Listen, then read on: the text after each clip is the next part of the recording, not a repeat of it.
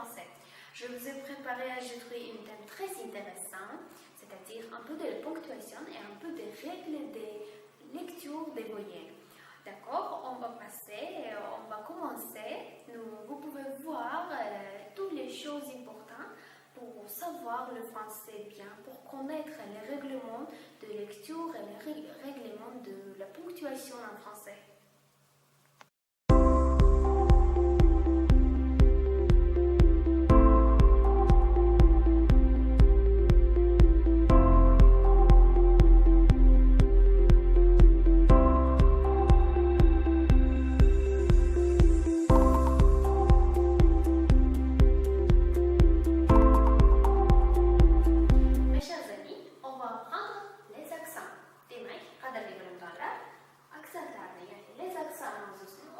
Başlayınız. Birinchi aksentimiz aksent aigu deb nomlanadi. C'est-à-dire aksent aigu. Aksent aigu. U o'ng tarafga qarab ochilgan bo'lib, bizga uning tovushimizni yopiq tarzda talaffuz qilishimizga ishora qiladi. Aksent aigu. Aksent aigu. Cheminée, école, télé. Bu yerda aksent aigu belgisi e harfini qisqa va yopiq tarzda talaffuz qilishga yordam berib ishora qiladi. Cheminée, école, télé. Aksent aigu. Aksent aigu. Navbatdagi aksentimiz aksent grave deb nomlanadi. Aksent grave. C'est-à-dire en français aksent grave. On nomme cet aksent grave.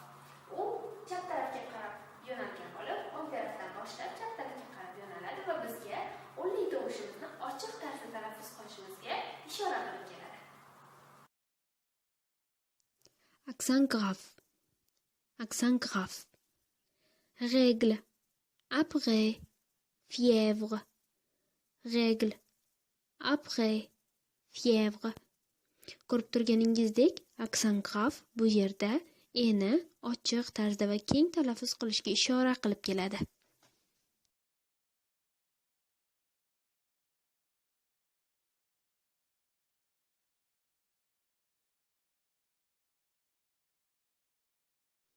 Buni quyidagi a va u unlilari misolida ko'rishimiz mumkin. Masalan, oddiy a tarzda o'qilsa, aksent grave bilan a deb o'qiladi. U esa u tarzda o'qilganda, agar u aksent gravni oladigan bo'lsa, u tarzda o'qiladi. U.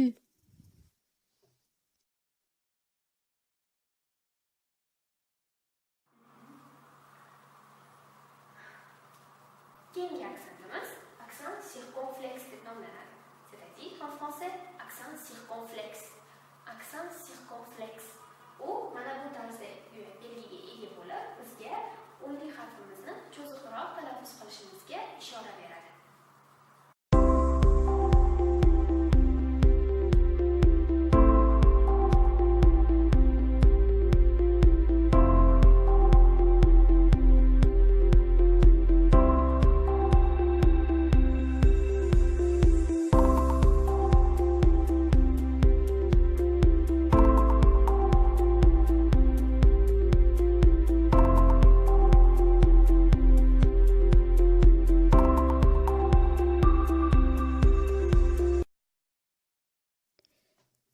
Accent circonflexe. Accent circonflexe. Crêpe. Être. Accent circonflexni biz quyidagi so'zlar misolida ko'rishimiz mumkin. Crêpe. Être. Accent circonflexe. Accent circonflexe.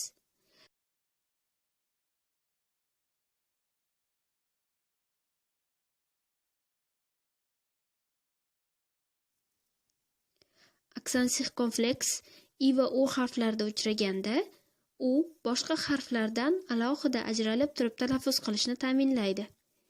Masalan, il, fraîche. Agar biz uni farqini bilmoqchi bo'lsak, quyidagi jeune va jeune kabi misollarda ko'rishimiz mumkin. Jeune, jeune va du.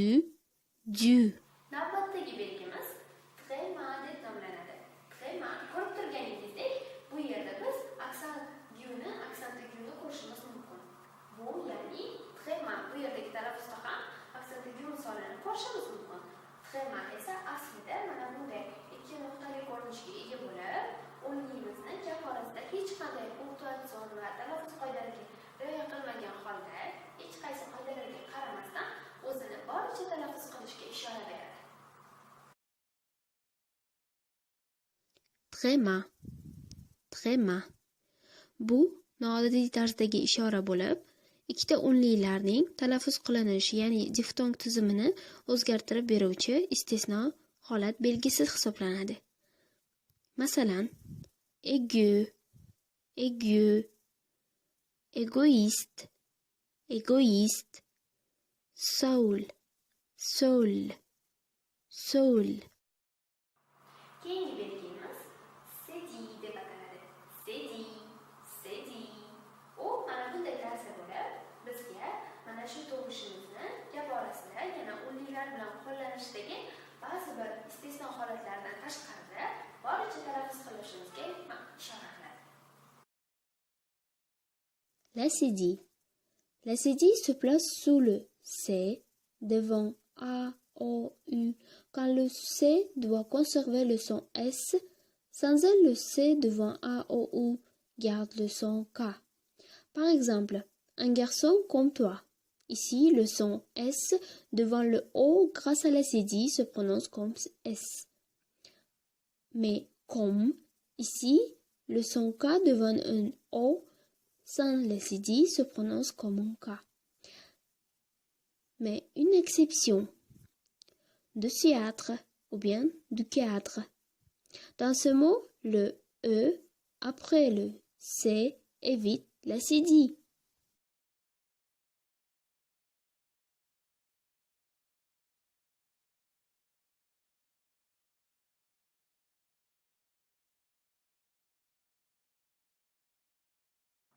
Navbat punktuatsion belgilariga yetib keldi. Birinchi punktuatsion belgimiz apostrof deb nomlanib, unda bizga unli va undosh tovushlarni bir-biriga ulab yoki ajratib ko'rsatish uchun ishora qiluvchi belgi hisoblanadi. Нет. Navbat punktuatsion belgilarimizga yetib keldi. Birinchi punktuatsion belgimiz bu apostrof deb nomlanib, nomidan ma'lum bizga u harflar va undoshlar, unlilarni bog'lab yoki ajratib ko'rsatishga ishora qiluvchi belgi hisoblanadi. Bu belgimizning nomi tire deb nomlanadi. Bu belgi barchangizga tanish va ma'lum bo'lishi mumkin. Bu belgini biz yozuvda qo'llab, uning nomidan rus tili va ingliz tillaridagi nomiga o'xshatib, tez tanib olishimiz mumkin. Keyingi belgimiz point deb nomlanadi. Bu nuqta degani, ya'ni point, point deb talaffuz qilinadi. Bu point, ya'ni fransuz tilida nuqta bo'lib, gapni tugallanishida ishlatiladigan belgi hisoblanib, gapimiz tugaganidan bizga ishora qiladi. Navbat virgulga yetib keldi. Ha, siz to'g'ri topdingiz. O'zbek tilida kabi fransuz tilida ham virgul deb nomlanadi, lekin talaffuzi boshqacharoq. Virgul, virgul, virgul. Xo'sh, biz bunda gapning orasida gapimiz tugallanmay turib yoki qo'shma gaplar yoki ikkita sodda gapni bog'lash uchun qo'llanadigan ishora belgisi hisoblanadi. On va continuer, ma chère amie. Notre dernier symbole de ponctuation, c'est les parenthèses. Bizning keyingi belgimiz parenthèse. Les parenthèses deb nomlanadi, ya'ni bu qaus ishorasi belgilari hisoblanadi. Keyingi belgimiz esa la barre oblique. La barre oblique deb nomlanadi. Bu mana bunday ko'rinishga ega bo'lib, ko'pincha bizga manzillar, adreslar, ya'ni internet tarmog'ida foydalanish uchun kerak bo'ladigan elektron va uy manzillarini yozishda ko'p ishlatiladigan belgi hisoblanadi.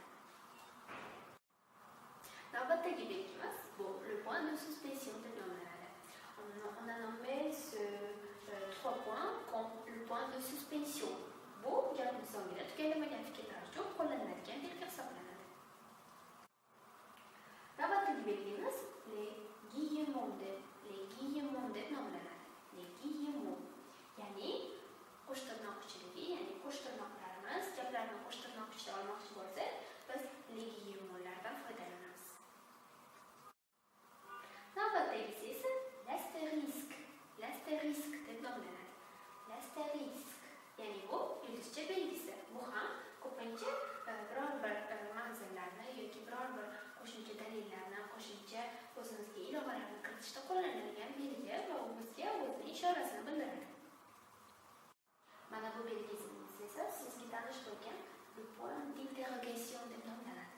Le point d'interrogation, ya'ni ko'rib turganingizdek so'roq belgisi.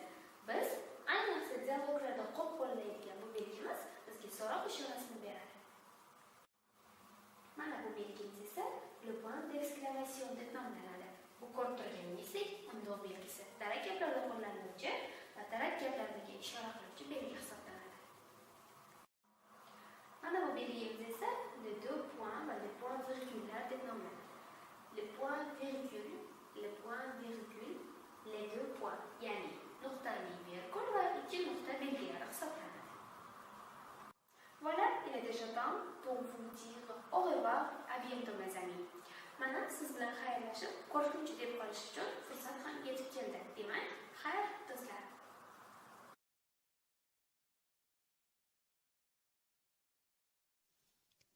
Les accents. Accent aigu. Les lèvres quasiment fermées. Accent grave. Les lèvres ouvrent. Accent circonflexe.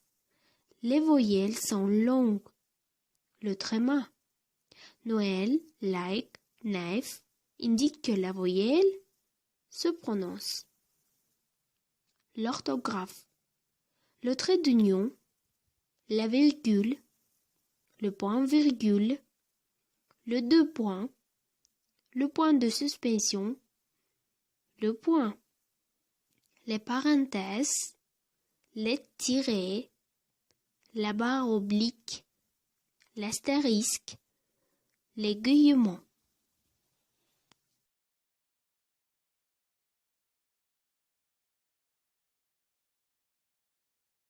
Voilà, il est déjà temps pour vous dire au revoir, à bientôt mes amis. Mana siz bilan xayrlashib, qo'rqinchi deb qolish uchun fursat ham yetib keldi. Demak, xayr do'stlar.